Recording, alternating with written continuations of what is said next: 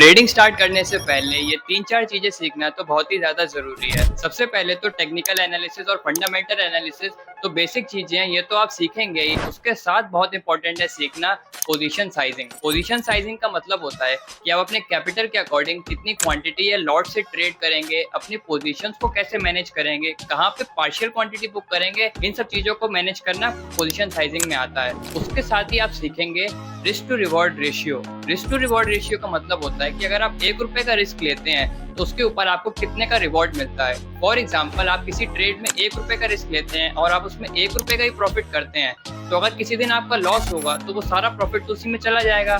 इसलिए बहुत इंपॉर्टेंट है कि अगर आप ₹1 का रिस्क लेते हैं तो मिनिमम 2, 3 या ₹4 का प्रॉफिट का टारगेट रखेंगे। इसी से आपकी लॉन्ग टर्म में प्रॉफिटेबिलिटी मेंटेन होएगी और अगर आपके 5 में से 3 ट्रेड भी लॉस में चले जाएंगे तब भी आप प्रॉफिट में रहोगे। और इसके साथ ही इंपॉर्टेंट है सीखना रिस्क मैनेजमेंट। रिस्क मैनेजमेंट का मतलब होता है अपने कैपिटल को प्रोटेक्ट करना। आप अपने कैपिटल को प्रोटेक्ट कैसे करोगे? सही रिस्क टू रिवॉर्ड रेशियो को मेंटेन करके, प्रॉपर क्वांटिटी से ट्रेड करना और अपने इमोशंस को कंट्रोल करके स्ट्रिक्टली अपने स्टॉप लॉसेस को फॉलो करना। अगर आप ये चीज़ों को सही से फॉलो करोगे तो आपकी ट्रेडिंग जर्नी बहुत ज़्यादा इंप्रूव हो जाएगी।